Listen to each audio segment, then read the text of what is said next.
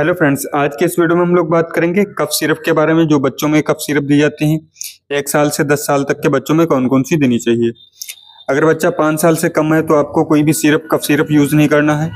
खासकर अगर डेक्स्ट्रोमेथॉर्फन वाली सिरप आ रही है 60 जिसमें रहता है डेक्स्ट्रोमेथॉर्फन, वो आपको सिरप बच्चे को 5 साल से जो बच्चा कम है उसको कोई भी सिरप ना दें। अगर आप दे रहे हैं कोई भी सिरप तो अपने डॉक्टर की सलाह से लें, खुद से यूज़ ना करें। इसकी जो सिरप आती है अस्टाकाइंड एलएस हो सकती है, अस्टाकाइंड डीएक्स आती है, ग्लाइकोडिन रहती है। ये आप 5 साल से ऊपर वाले बच्चों को ही दें। 5 साल से नीचे वाले बच्चों को कोई भी कफ सिरप ना दें।